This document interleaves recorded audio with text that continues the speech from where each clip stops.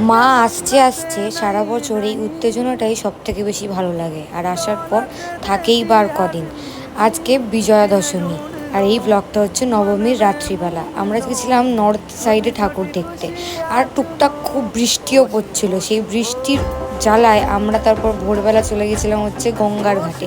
যেহেতু মহালয়ার দিন আমরা যেতে পারিনি, তাই সেই দিনকে চলে গেছিলাম।